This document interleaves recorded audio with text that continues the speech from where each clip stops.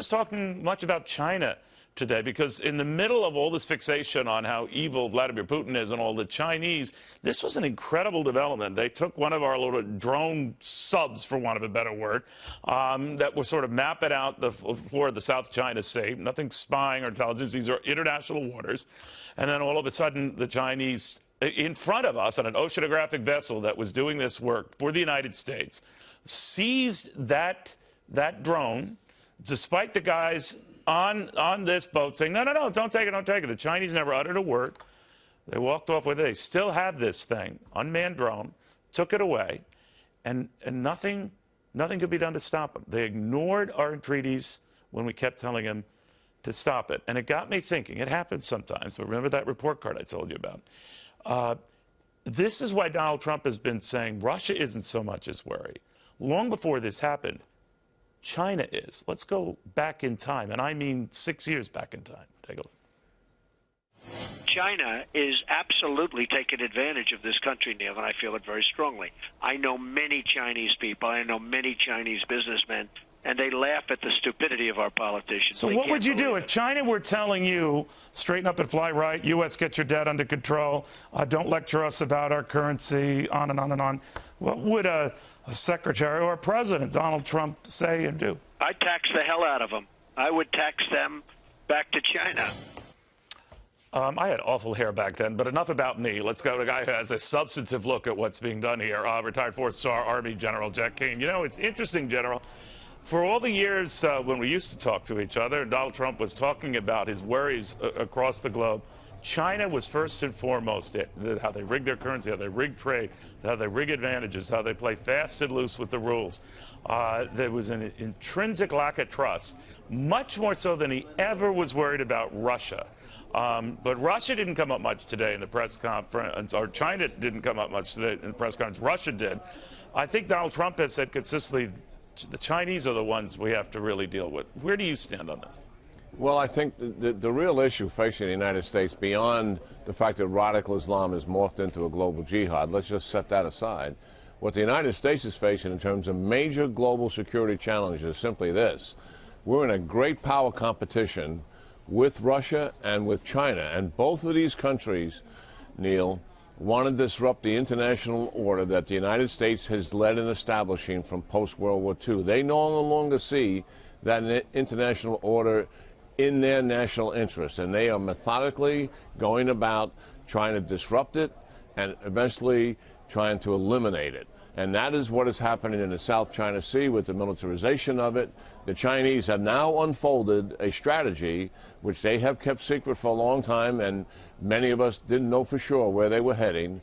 And that clearly is that China fully intends to dominate the Pacific and dominate Asia, and they're going to use their military to assist in achieving that level of control. You know, they've been doing this for years, but what's surprising about this latest incident we got word of, General, is that they're upping the ante and obviously showing no signs of stopping it. By that I mean claiming that essentially all of the South China Sea is theirs and militarizing islands that don't belong to them in rapid-fire fashion, and now promising to do still more and more or less sort of throwing it back in the face of the president-elect to see what he does. What should he do?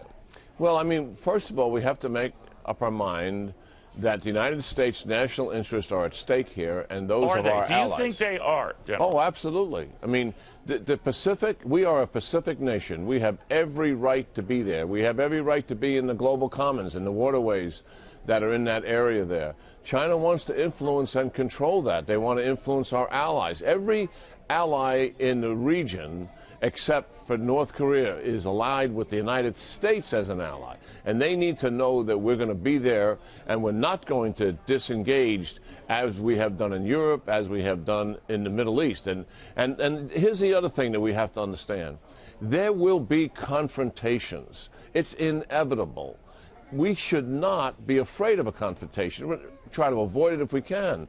But what we don't want to do is have a confrontation lead to conflict. But the fear of confrontation, which I believe the Obama administration has done now for 8 years, and it has led to emboldening our allies, Russia to be sure also, China also as well, They have to clearly know that the United States has staked out its national interest here.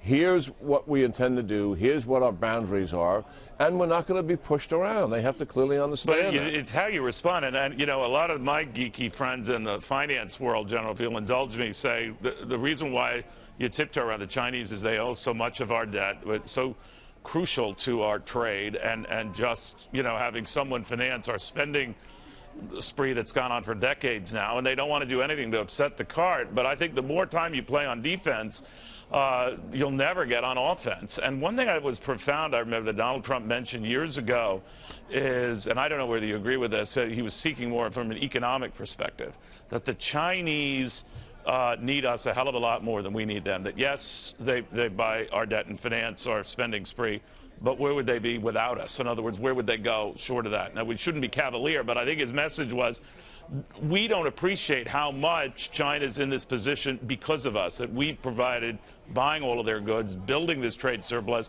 that we are why China is this great success. And he wanted to remind me then, years ago, and I'm sure as president-elect now, I've got your number, China. I know where you stand, and I'm not afraid of you. But the question is, then what?